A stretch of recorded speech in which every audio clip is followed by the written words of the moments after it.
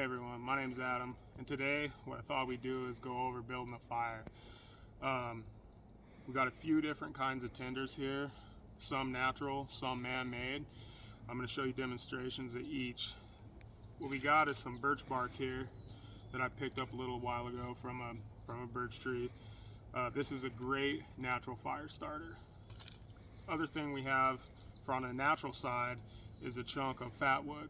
It's pine soaked resiny wood, and it smells a lot like turpentine when you take a whiff of it. These are both great natural fire starters. The man-made fire starters that are probably my two favorites are a big thing of cotton balls and Vaseline and Shoo Goo. They both ignite very well, burn for a good amount of time, and are very reliable in a survival situation. So what I thought we'd do for the first one is this chunk of birch bark here. Our ignition source today is going to just be a normal ferrocerium rod. I got a SE4. What we're going to do, we're just going to scrape a small pile of this birch bark.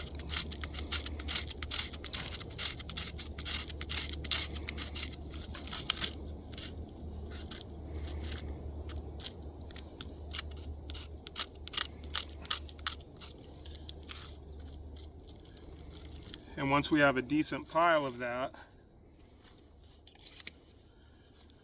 we're going to use our ferro rod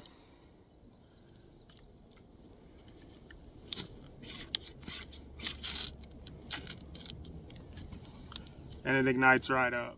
It's a lot of oils in birch bark. It'll burn for a good amount of time. You can also use this as a flame extender to extend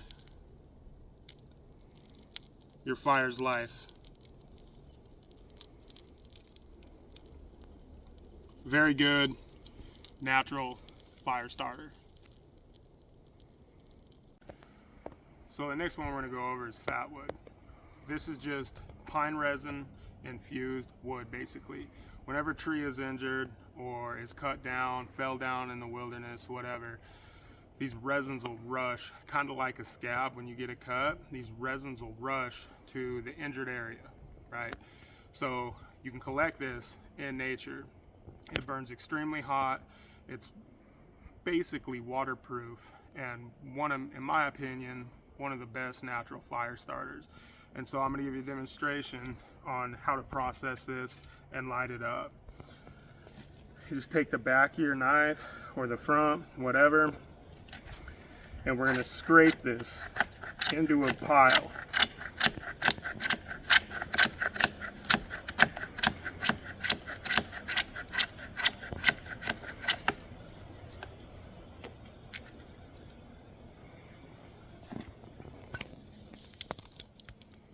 Once you got a pretty good pile built up there, we're going to take our ferro rod, do the same thing we did with the birch bark. Just place it in there,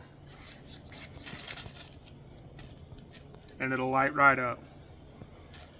The black smoke, all those resins burning off, it burns very hot.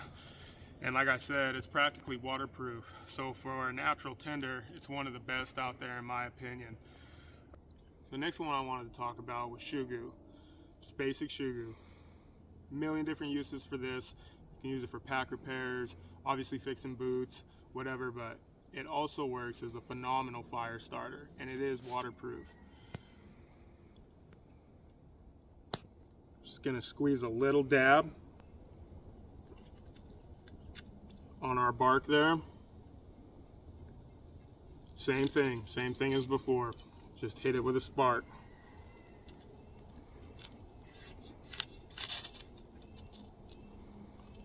Now that little gob of Shoo Goo will burn for a really long time.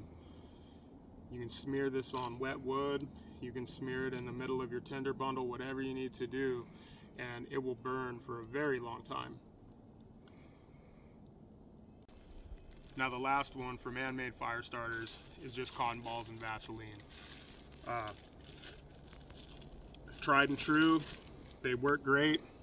You just take Vaseline, cotton balls, and you just work them together inside the bag until the cotton ball is coated. They're pretty water resistant, and one of my favorites as well for Firecraft. You're just gonna tear this cotton ball apart and get it aerated, get it fluffed out, and expose some of those drier fibers. And within one strike, she'll go. Just like that. That easy. Quick, easy, super cheap. One of the cheapest fire starters you can get. So what we're looking for here is limbs off of trees that'll break easy. Up off the ground, they're out of the rain, the snow, all the wet. And just come up, and we're gonna collect all these little limbs that we can get just by breaking them off here.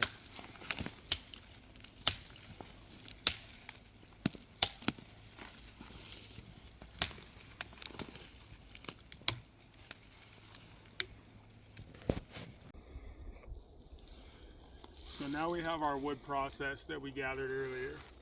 We have very, very fine fuels right here, like the size of pencil lead, maybe a little bit bigger.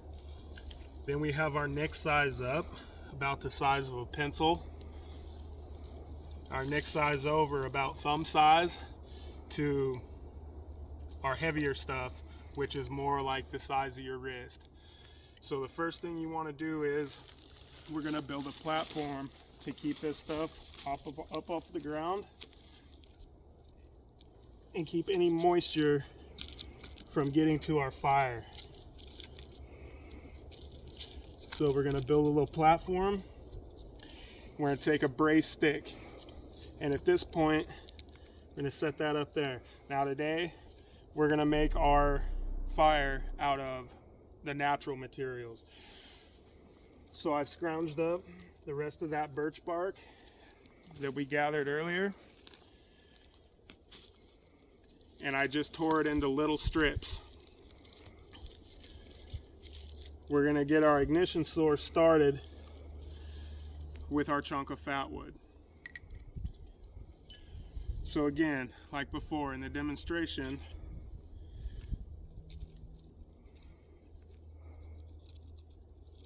we're going to scrape chunks of fat wood off.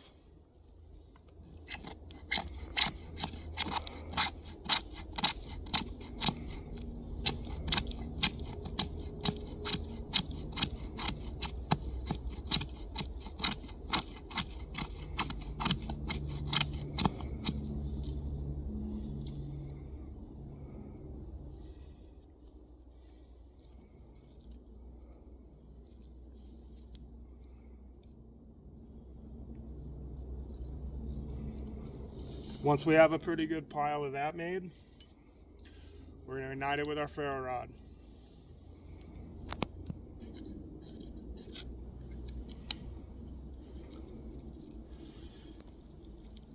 We're going to get these strips of birch bark up and going,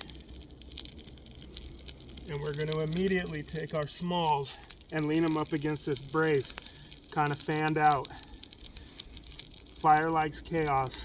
Let it climb up through those pencil lead type sizes. The next one to lay on is going to be our pencil size sticks. We're going to fan them out as well and lay them over crossways. Now the brace is handy for if you need to add oxygen to this fire. If it starts dying down, you can lift that whole fire up, get oxygen underneath, lower it back down once it's oxygenated. As this fire starts burning up through, we're getting that bed of coals going, it's getting hot, we're going to move over to our thumb size sticks, and we're going to lay them across the opposite direction that we laid the pencil size down.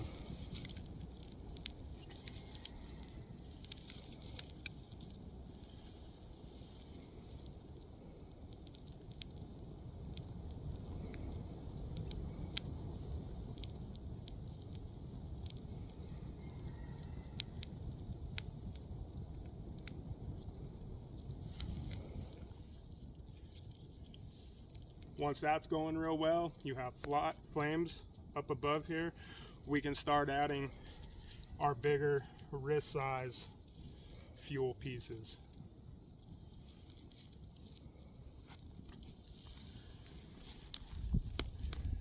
So there you guys have it, a knee-high fire in just a matter of a minute or so. So if you like what you're seeing, please like, subscribe. Catch you guys later.